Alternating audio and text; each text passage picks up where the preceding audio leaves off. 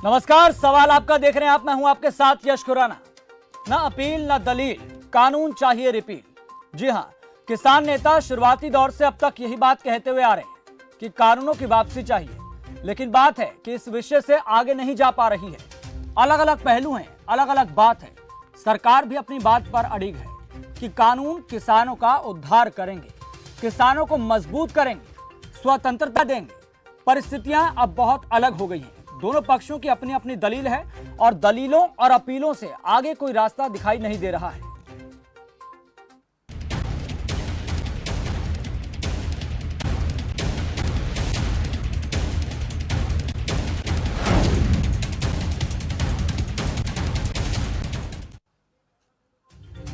एक तरफ किसानों की 26 जनवरी के ट्रैक्टर मार्च को लेकर दिल्ली पुलिस के अधिकारियों के साथ बैठक चल रही है। एक तरफ सुप्रीम कोर्ट ने जो कमेटी बनाई है वो भी समाधान खोज रही है, तो वहीं दूसरी तरफ किसान नेताओं की सरकार के साथ बैठक चल रही है। लेकिन देखा जाए तो तीनों वार्ताओं का एक ही मकसद है कि किसी भी तरह इस मसले का समाधान निकल जाए, लेकिन बात है कि बनती नहीं। आज किसानों की सरकार के साथ 11वें दौर की बैठक हुई। इस बैठक से बहुत उम्मीद थी कि हल निकलेगा, लेकिन यह वार्ता भी बेनतीजा रही। और बड़ी बात तो यह है कि अगली बैठक होगी या फिर नहीं होगी, इसके बारे में भी अब कुछ पता नहीं। हालांकि किसान नेताओं का कहना है कि जब सरकार बातचीत के लिए बुलाएगी तो जाएंगे, लेकिन तारीख अभी तय नहीं है, उसके बारे में कुछ पता भी नहीं है। और बड़ी बात तो यहां पर यह है कि 26 जनवरी सिर पर है। सरकार भी नहीं चाहती कि किसान ट्रैक्टर मार्च निकाले, लेकिन किसानों का साफ तौर पर कहना है कि हम ट्रैक्टर मार्च तो निकाल कर रहेंगे। किसान नेताओं का दावा है कि इस ट्रैक्टर मार्च में 3 लाख से ज्यादा ट्रैक्टर आ सकते हैं। लेकिन बड़ी बात यह है कि 10वें दौर की बैठक कई मायनों में सकारात्मक रही, तो आखिर 11वें दौर की बैठक में कुछ रास्ता क्यों नहीं निकल पाया, यानी कि आज की बैठक में बात आगे क्यों नहीं बढ़ पाई। हैरानी तो इस बात की भी है कि आज 5 घंटे तक ये बैठक चली, लेकिन वार्ता सिर्फ 30 मिनट हुई। इस पर आप सोचेंगे मतलब क्या हो सकता है, इस पर सोचा जाना चाहिए। इस बैठक से पहले की बात करें तो सरकार ने किसान नेताओं के सामने 2 प्रस्ताव रखे थे। एक प्रस्ताव तीनों कृषि कानूनों को 1.5 साल तक होल्ड करने पर था कि हम होल्ड कर देंगे, तो वहीं दूसरा प्रस्ताव एमएसपी को लेकर कमेटी के गठन करने का था। लेकिन किसान नेताओं ने इन प्रस्तावों को अस्वीकार कर दिया। इससे क्या समझा जाए, इस पर आप भी अपनी राय दे सकते हैं। लेकिन सबसे पहले जो आज हमारे सवाल हैं वो पहले आप देख लीजिए, फिर उसके बाद हम इस चर्चा को आगे बढ़ाएंगे। सवाल, दोनों पक्ष जिद पर हैं, लेकिन बड़ी बात है कि समाधान कैसे निकलेगा। 58 दिन बाद क्यों फंस गई बात। 45 घंटे की वार्ता, क्यों नहीं निकला रास्ता। अब तक आपको बता दें कि 11 दौर की वार्ता हो चुकी है और अब तक 45 घंटे संवाद हो चुका है, लेकिन समाधान अब तक नहीं निकला। तो लगातार आपकी टीवी स्क्रीन पर नंबर भी फ्लैश हो रहे हैं। दर्शकों के लिए यहां पर यह प्रोग्राम है कि अगर आपको भी इस विषय से जुड़ा कोई सवाल पूछना है या फिर सुझाव देना है तो आप हमें कॉल कर सकते हैं। लगातार आपकी टीवी स्क्रीन पर नंबर फ्लैश हो रहे हैं। आपका इस विषय से जुड़ा कोई भी सुझाव है या फिर सवाल है तो आप हमारे साथ जुड़े मेहमानों से वो सवाल पूछ सकते हैं, सुझाव दे सकते हैं। चलिए कार्यक्रम को आगे बढ़ाते हैं और आप हमारे साथ जो मेहमान जुड़े हुए हैं उनसे आपका तारुफ करा देते हैं। हमारे साथ प्रदीप भटनागर हैं, बीजेपी के नेता हैं, आजाद पालवा हैं, किसान नेता है। सर, आपका दोनों का बहुत बहुत स्वागत है खबरफास्ट पर। प्रदीप भटनागर जी, सबसे पहले मैं आपके पास आना चाहूंगा। क्या आपको लगता है कि सरकार के पास अब कोई फॉर्मूला बचा है, कैसे हल निकलेगा? देखिए, सरकार की अगर बात करते हैं आप, तो सरकार ने दोनों हाथ आगे करके और अपनी बाहों में खुद किसान को अपने गले लगा के हर बात को रखना चाहा, हर बात करनी चाहिए। मगर जो ये अड़िल और जो ये सेवन का चल रहा है अड़ियल पनता, ये ठीक नहीं है। नेताओं का इनके इस तरीके से वार्ता नहीं हुआ करती। अड़ के जो किसान नेता बैठे हैं, इस तरह इन्होंने जनता को, इतने किसानों को बैठा रखा है, गरीबों को बैठा रखा है। सबसे ऊपर ठंड के कारण नहीं रहे इस दुनिया के अंदर, जिनके बच्चे माँ बाप जो इंतजार करते होंगे गांव में, उनकी भी ये नहीं सोच रहे अड़ियल खेमे को देखते हुए कि ये जो कानून रद्द कराना है ये अड़ियल पना है। लेकिन मैं छोटी सी बात शुरुआत में कहना चाहूंगा खुराना जी कि जिसका इतना बड़ा पैनल होता है संस्था का, वो कोई डिसीजन पे नहीं आ पाता है। ये तो आपको ही मानना पड़ेगा कि नेता सारे हैं किसान नेता, और सब धुरंधर नेता है। किसी के 50,000 मेंबर है, किसी के 1 लाख मेंबर है, किसी के 25,000 मेंबर, ये भी पता है मीडिया के माध्यम से, मैं कोई नई चीज नहीं बता रहा। तो सब अपने आप में एक धुरंधर नेता है और एक लठ गाड़ के बैठे हैं। इस तरह वार्ता तो नहीं होती। अगर ये पैनल जब तक छोटा नहीं होगा, 40-50 से लेके ये 10 लोगों का, 8 लोगों का पैनल नहीं होगा, तब तक डिस्कस नहीं कर पाएंगे। क्योंकि इनमें जितने नेता बैठे हैं अपने आप में धुरंधर, जो भिन्न भिन्न पार्टियों से आए हैं, अब किसान नेता के रूप में वहां बैठे हैं, जब तक ये पैनल छोटा नहीं करेंगे नहीं बात कर पाएंगे। क्यों? एक को मंजूर है, दूसरे को नहीं है, तीसरे को मंजूर है, चौथे को नहीं है। इस वार्ता इसलिए विफल होती है। मतलब सबसे बड़ा कारण आप ये मानते हैं? ये सबसे बड़ा कारण आप खुराना जी, आप भी सोचिए। प्रदीप जी आप भी इस बात को जानते हैं कि किसान, जब से ये इस बारे में जिक्र हुआ था कि अध्यादेश लाया गया, फिर उसके बाद कानून बन गए, किसान तो शुरुआती दौर से एक ही मांग कर रहे हैं सरकार से कि तीनों कृषि कानून निरस्त कर दें। वो तो अपनी बात पर शुरुआत से अड़िग है, लेकिन सरकार को सोचना चाहिए ना, सरकार को भी सोचना चाहिए, सरकार को भी सोचना चाहिए कि आखिरकार क्या ऐसी बात है कि तीनों कृषि कानून निरस्त नहीं किए जा सकते। अगर सरकार नहीं सोचती है, अगर सरकार तानाशाह दिखाती, तो ये वार्ता हो नहीं पाती, ना ये बॉर्डर में बैठे होते। मैं बहुत चीज बताऊँ, जो नेता जनता को लेके बोली बिस्ती बेचारी जनता को लेके बैठे जनता ने जिस समय सरकार ने जब ये 2 साल पहले कानून बनाया कृषि को लेके और कृषि विभाग को लेके, सबकी मतगणना ली, सबका विचार लिया, सब विषय हुआ, उसके बाद ये अध्यादेश आया, ये कानून आया। सबको पता है, ये जितने नेता बैठे ये भी नकार दे सकते, बिना विचार विमर्श के और गहनता से बातचीत करके बैठ के करके किस चीज को पारित करा जाता, तभी प्रदीप जी आप क्या तर्क दे रहे हैं? जो ये किसान नेता संघर्ष कर रहे हैं, जो आंदोलन कर रहे हैं, ये भी क्या आप मतलब वार्ता में बैठे थे जब आप ये कानून बना रहे थे? जी बिल्कुल बिल्कुल बिल्कुल, पैनल था, बिल्कुल इनका सीनियर पैनल था, आप पूछ सकते हैं जब भी कानून बना तो, बिल्कुल आप पूछ सकते हैं, कोई ऐसी बात नहीं। मैं चीज क्लियर कहूंगा, वही चीज मेरी खुराना जी जो मैंने पहले कही कि ये जो पैनल इतना बड़ा है, इसको छोटा करना पड़ेगा वार्ता के लिए, तभी सक्सेसफुल। प्रदीप जी आप ये भी जानते हैं कि 500 किसानों का संगठन है, 500 किसानों में से 40 किसान संगठन के अलग अलग प्रतिनिधि हैं, बातचीत करते हैं, तो रायशुमारी तो सभी की होनी चाहिए ना। अगर इतना ही होता तो जो 10वें दौर की बैठक हुई है जिसमें सरकार ने 2 प्रस्ताव किसान नेताओं के सामने रखे थे, तो क्या तभी ये फैसला ना ले लेते? उन्होंने कहा था इस बात को लेकर कि हमें सबसे रायशुमारी करनी है, इस पर विचार विमर्श करना है, बैठक करेंगे, हम ऐसे यहाँ पर फैसला नहीं दे सकते, निर्णय से अवगत नहीं करा सकते आपको। देखिए सरकार पहले भी हर बात, ये जो 40 किसान नेता आते हैं, ये कई लाखों किसानों का प्रतिनिधित्व करते हैं, इस बात को तो समझते हैं ना। 500 किसान संगठन है, 500। तभी जी बिल्कुल बिल्कुल खुराना जी, मैं तभी चीज को कह रहा हूँ कि जब तक ये पैनल नहीं होगा, क्योंकि किसान नेताओं में सीनियर किसान नेता भी हैं, उसमें 8-10 बहुत सीनियर किसान नेता भी हैं जो अपने आप में वर्चस्व रखते हैं, सरकार में बोलने के लिए भी और किसानों के बीच में बोलने के लिए भी। जब तक ये लोग एक छोटा पैनल नहीं बनाएंगे तब तक बात नहीं बनेगी, और ये चीज चलती रहेगी। सरकार खुले मन से बात कर रही है, सरकार बैठा के खूब बात कर रही है। चलिए ठीक, आजाद पालवा जी आपने सुना प्रदीप भटनागर जी कह रहे हैं कि छोटी कमेटी होनी चाहिए, छोटे संगठन यहाँ पर होने चाहिए, छोटी संख्या होनी चाहिए किसान नेताओं की, तभी कुछ हल निकल पाएगा। नहीं ये कोई बात नहीं है। देखो प्रदीप जी बिल्कुल गलत कह रहे हैं, सरकार की मंशा में खोट है। अगर सरकार की नीति साफ होती तो ये तो पहली मीटिंग में हो जाता, लेकिन जब 10वें दौर की मीटिंग में पॉजिटिव बात हुई है तो 11वें में नेगेटिव कैसे आ गई?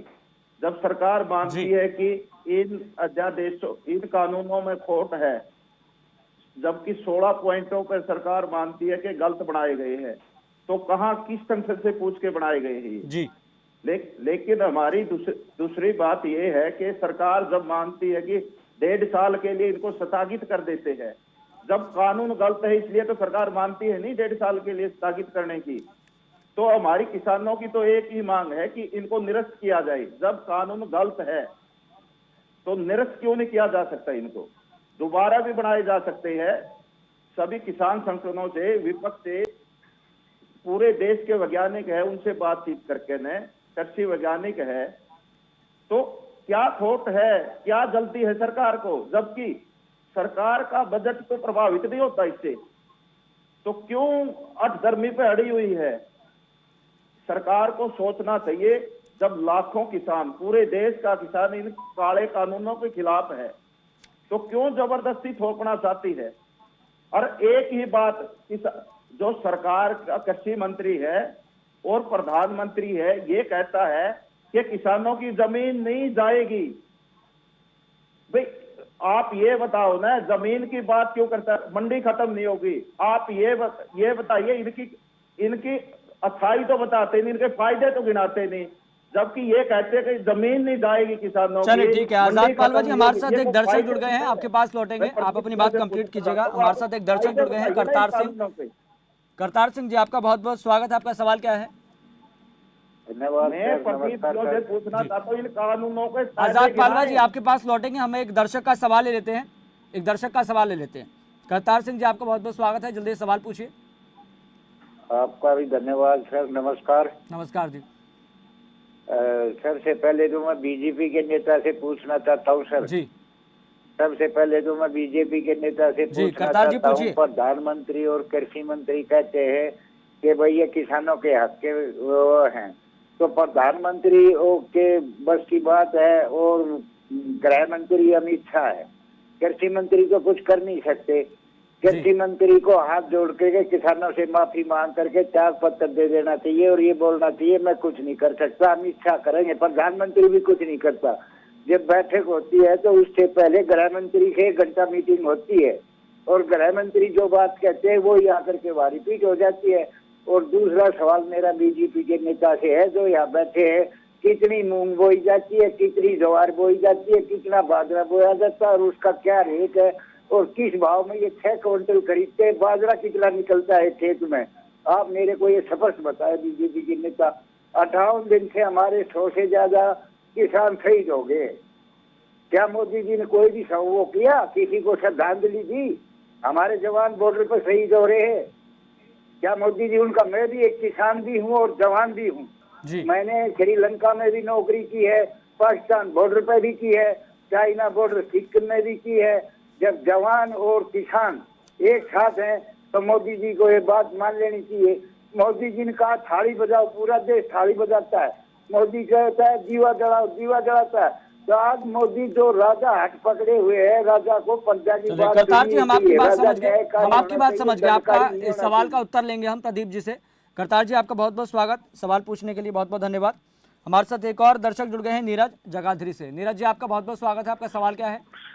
सबसे पहले मैं सर आपको और भाजपा सर से मेरा सवाल है जी कि भाजपा सरकार कहती है हम 8 वर्ग के साथ खड़े हैं। मैं 7 महीने से आपके पास एक सवाल ठहरा कि यमुनानगर के अंदर प्राइवेट जो इंस्टीट्यूट वाले हैं ये सरकार से ऊपर है क्या? इनकी मैनेजमेंट करो तो 3 लाख रुपए यार, मेरा वेतन 8,000 रुपए है कि मैं अपने बच्चे पाल सकूँ, मैं अपना घर का गुजारा कर सकूँ। इस सरकार ने बुरा हाल कर दिया हमारा। जो यमुनानगर के अंदर गुरु नानक खालसा इंस्टीट्यूट में छात्र नहीं प्रबंधी जगाधरी में विधायक है, इनका शिक्षा मंत्री कंवरपाल 4 बार चिढ़ गया, उसने कुछ नहीं कर रहा, वो समझ में आ जाए। चलिए नीरज जी बहुत बहुत धन्यवाद सवाल पूछने के लिए। प्रदीप भटनागर जी जवाब दीजिए।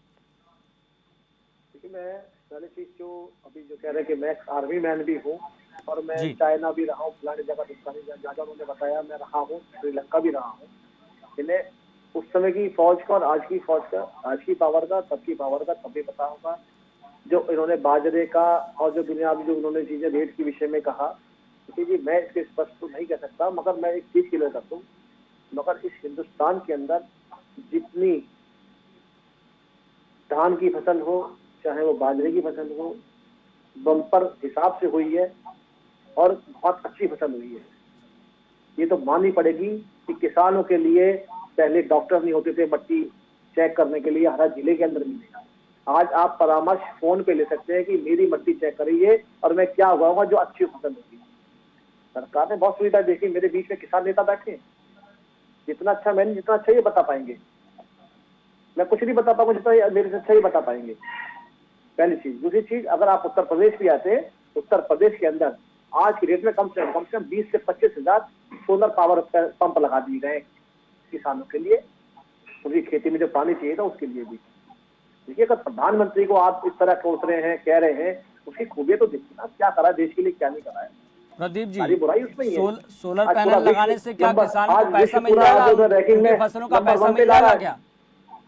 प्रदीप जी, सोलर पैनल आपने लगा दिए, इस बात का बहुत स्वागत है, बहुत अच्छी बात है कि आपने किसानों के लिए किया, लेकिन बड़ी बात तो यहाँ पर है ना, जनता के लिए काम है, हमारा काम है जनता के लिए। बड़ी बात तो यहाँ पर ही है ना जो फसल किसान पैदा करता है उसका उचित दाम तो नहीं मिल पाता ना किसानों को। जितना किसान पैदा करते हैं सरकार उसका कितना खरीदती है, आंकड़ा है आपके पास? देखिए मेरे पास आंकड़ा नहीं है, मगर ये तो आपको मानना पड़ेगा कि किसानों की जितनी फसल है और जितनी भी वेयर हाउस में या सरकार के उसमें आती है वेयर हाउस के अंदर सरकार लेती है। मगर किसान जो ये कहते हैं कि ये जो फसल बाहर से बाहर बिक जाएगी, अपनी मर्जी से खरीदेगी, आज भी किसान जितने फार्मर हैं वो मंडी में खड़े होकर ही अपनी फसल अपना जितना उगाते हैं, चाहे वो सब्जी हो या अनाज हो, वो बेच देते हैं और इन्हीं को बेचते हैं। क्या आज इतने स्टोर हैं, रिलायंस के हो चाहे और दुनिया भर के स्टोर है, 24 हो, जितने स्टोर हैं, क्या वो आज के तो नहीं है? चलिए प्रदीप भटनागर जी, मैं आपको रोकना चाहूंगा। आपकी बात समझ में आ गई, आपकी बात समझ में आ गई, मुझे दर्शक भी देख रहे हैं, आपकी बात समझ में आ गई, बिल्कुल समझ में आ गई। हमारे साथ दो दर्शक जुड़े हैं, एक एक करके सवाल ले लेते हैं। रणबीर हमारे साथ जुड़े हैं। रणबीर जी, आपका बहुत बहुत स्वागत है, आपका सवाल क्या है? यस नमस्कार। यस जी जी नमस्कार जी। मेरी आपसे प्रार्थना है कि भटनागर साहब को लाइन पर रखिए जी। मैं भटनागर साहब से पूछना चाहता हूं कि किसानों ने ये कानून नहीं मांगे, सरकार का ये कहते हैं कि सरकार दोनों हाथ करके आगे बढ़ा रही है। कहाँ बढ़ा रही है? एमएसपी पर गारंटी दे दो, किसान अपना आंदोलन तो अपने आप समाप्त कर देंगे। इसमें हर्ज क्या आप लिखित में दे रहे हो, कानून क्यों नहीं बना देते?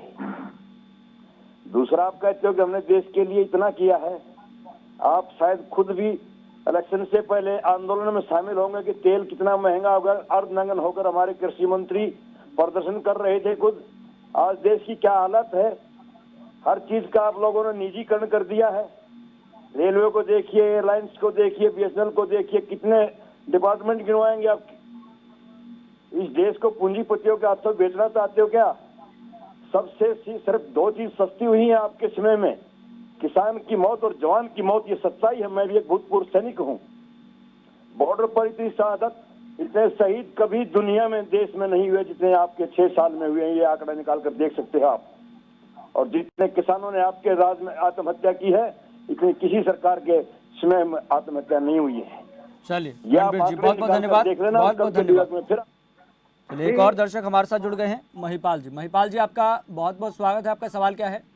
हाँ जी, हमारा सवाल ये है कि ये जो कृषि कानून हैं, इनके सिर्फ वो ही फेवर में हैं जो कि सरकार के बेनिफिशियरी हैं या जो बीजेपी से संबंध रखते हैं जी। और सरकार से जिन्हें खाने को मिलता है, सिर्फ वही इसके समर्थन में है। बाकी तो पूरा देश कोई समर्थन में है नहीं, तो फिर इसको क्यों नहीं खत्म किया जाएगा? चलिए महिपाल जी, बहुत बहुत धन्यवाद सुझाव देने के लिए, सवाल पूछने के लिए। आजाद जी, हाँ जी, आपने बात सुनी, बीजेपी के नेता की भी बात सुनी, आपने दर्शकों की बात सुनी। अब आपको लगता है कि सरकार के पास कोई फॉर्मूला है कि इस आंदोलन को खत्म किया जा सके? नहीं, फार्मूला है सरकार पे। तीनों कृषि काले कानून वापस ले लो, एमएसपी की कानून बनाकर हमें दे दो जी। तो दिक्कत क्या है? किसान तो तैयार है वापस अपने घर जाने के लिए।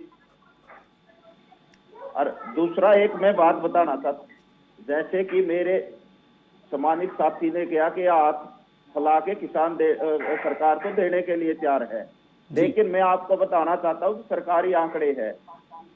2010 के अंदर 16% एमएसपी पर खरीद होती थी, लेकिन आज वो खरीद 6% पर आ गई है। और दूसरा, 2000 के अंदर 5000 मिक्सम आय थी किसान की, और आज सिर्फ ये बीजेपी ढोंग करती है कि हमने किसान की आय दोगुनी कर दी। आज सिर्फ 6000 रुपए प्रति माह आय है किसान की। और आप अगर महंगाई की रेशो देखोगे तो जब सोना क्या भाव था, आज क्या भाव है, और महंगाई कितने % बढ़ी है? 200% महंगाई बढ़ चुकी है 2010 से, और आय कितनी? सिर्फ 1000 रुपए प्रति माह बढ़ी है। तो यही है क्या देना बीजेपी का? मैं इन सम्मानित साथियों से पूछना चाहता हूं, अगर सरकार की मंशा ठीक है तो हमें स्वामीनाथन आयोग की फार्मूला 2 की मांग थी। हमारी तो ये काले कानूनों की तो मांग थी नहीं। ठीक है आजाद जी, आपकी बात समझ में आ गई। प्रदीप भटनागर जी, अगर इन कानूनों को निरस्त करके दोबारा से कमेटी का गठन किया जाए, सभी से फिर विचार विमर्श किया जाए, किसान नेताओं को भी शामिल किया जाए, दोबारा से कानून बनाया जाए, जो कि किसान नेता कह रहे हैं कि आप पहले इनको निरस्त कर दीजिए, हम दोबारा से आपके साथ बैठेंगे, शुरुआत से लेकर चर्चा करेंगे, फिर आप कानून बनाइए, हम इसका दिल से स्वागत करेंगे। इसमें क्या कोई दिक्कत है? सरकार किसके दबाव में आ रही है, आप ये खुलकर बताइए, खुलकर बताइए, आपको देश की जनता भी देख रही है, खुल के बताइए आप। तीनों कृषि कानून सरकार क्यों निरस्त नहीं कर सकती, और निरस्त करने के बाद शुरुआती दौर से सारी चीजें क्यों नहीं हो सकती? क्यों चाहते हैं आप निरस्त कराना कानून को, ये बताइए पहले तो। जो एक बन गया उसे निरस्त कराना क्यों चाहते हैं? क्या उसमें चेंजेस नहीं हो सकती? क्या सरकार चेंजेस नहीं कर रही है या हर बात नहीं मान रही है? किसान नेता तो कह रहे हैं ना, जो चीज चेंजेस होगी वो तो ठीक है, लेकिन मूल चीज तो मूल रह जाएगी ना। सर ऐसा है, जो किसान नेताओं के बीच में जो वामपंथी बैठे हैं, मैं स्पष्ट कह दूं, जो ये चाहते हैं कि काला कानून कह के, जिसे काला कानून बार बार कह रहे हैं, उसको निरस्त करने के लिए कह दो, खत्म कर दो। ये खत्म क्यों कर दिया जाए? उसमें चेंजेस नहीं हो सकती क्या? आप बैठे, इतनी बार 10 बार वार्ता हो चुकी है, 11 बार, हर बात मान ली, उसको चेंज करने की ठीक है, 1.5 साल का टाइम भी हो रहा है कि बैठेंगे 10 बार 100 बार बैठेंगे चेंज करने के लिए। ये अड़ियलपना क्यों है कि इसे निरस्त कर दिया जाए? वो इसलिए कि औरों को भी शामिल है। प्रदीप जी, एक कहावत है कि जब लोकतंत्र में प्रजातंत्र और हुकूमत की जब ठन जाए ना, तो हुकूमत को अपने पैर पीछे खींच लेना चाहिए, लेकिन ऐसा बिल्कुल भी दिख नहीं रहा। खुराना जी, मैं बड़े छोटे से उदाहरण देता हूँ। देखिए, मैं पार्टी की, भारतीय जनता पार्टी के तरफ से नेतृत्व कर रहा, बोल रहा हूँ। मैं व्यक्तिगत, मेरी मजबूरी है, मैं बोल नहीं सकता। अगर मैं व्यक्तिगत अगर डिबेट होती तो शायद मैं आजाद पाल जी को ही बताता कि पंजाब और हरियाणा का जितना किसान और गेहूं उगाता है वो सारा फार्मर को बेच देता है, सारा 80-90%। असली किसान तो आपने देखे कहा है, जो पूर्वांचल और बिहार, महाराष्ट्र में है, केरला के अंदर है, जिनकी 5 बीघे जमीन है। ये तो सब बड़े बड़े फार्मर बैठे हैं, बड़े बड़े किसान बैठे हैं। छोटे किसानों को कौन देखता है बेचारे को, जैसे 5 बीघे, 4 बीघे, 2 बीघे, 10 बीघे? सर, आपको पता है देश के अंदर 86% ऐसे किसान हैं जो छोटे किसान हैं, जिनके पास 2 हेक्टेयर तक जमीन है। निकल के एक बार किसानों का हाल तो देखिए कितना बड़ा है, जिनकी दशा सुधारने की जरूरत है। हम उनके लिए कभी रोते हैं, कभी उनके लिए सोचते हैं, हम उनके लिए आंसू भी नहीं है हमारे पास। जो छोटा किसान है, जो खेत में ही पैदा होता है, खेत में ही मर जाता है। यही तो सरकारों को समझना है, यही तो हम कह रहे हैं, किसान सभी यही तो कह रहे हैं, केवल खेत में नहीं मर रहा, आज दिल्ली के सीमावर्ती इलाकों में भी अपनी जान गंवा रहा है। सर, मैं वही तो कह रहा हूँ, सरकार वही तो सोचती है। मैं यही तो आपसे कहलवाना चाहता था, सरकार वही तो सोचती है कि जो समगुण संपन्न है वो इतना डीपली, इतना होपलेस में है, और जो छोटा किसान बेचारा जो मुंह उठाए झांक के देख रहा है कि मेरे लिए क्या मिलेगा, क्या आएगा। चलिए ठीक है प्रदीप जी, हमारे साथ 2 दर्शक जुड़ गए हैं, उनके हम सवाल ले लेते हैं। हमारे साथ जमुना दास जुड़ गए हैं। जमुना दास जी, आपका बहुत बहुत स्वागत है। आपका सवाल क्या है? मेरा जी ये सवाल, खुराना जी मेरा ये सवाल है जी। जमुना जी, जल्दी से पूछिए सवाल।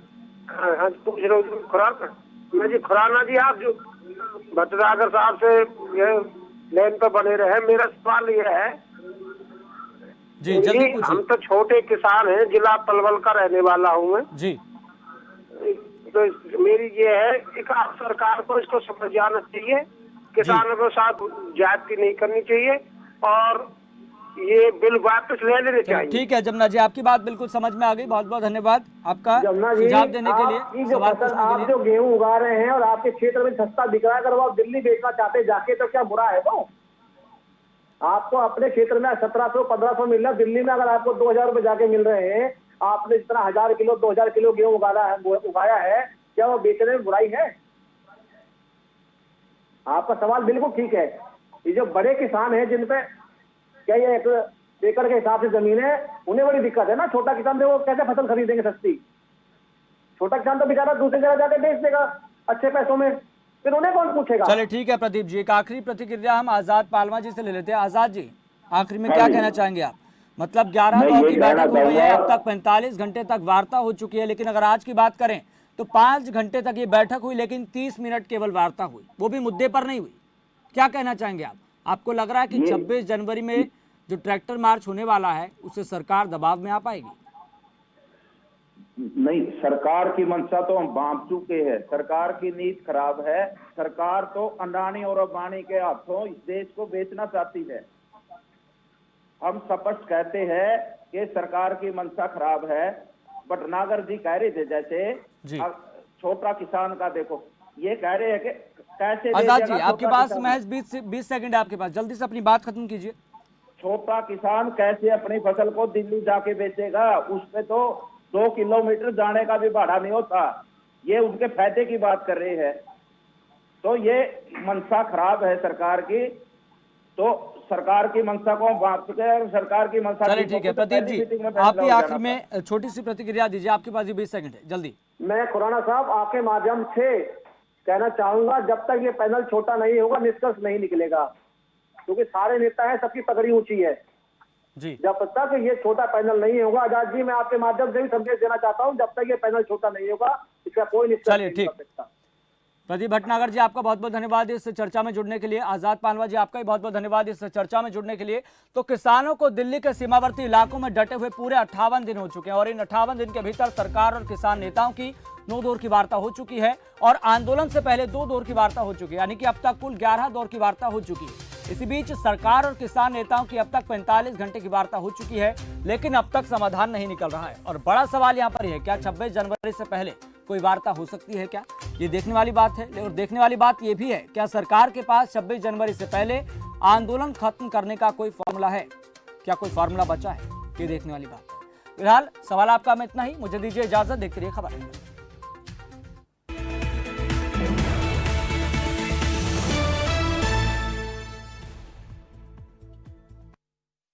ब्रेस्ट से जुड़ी किसी भी समस्या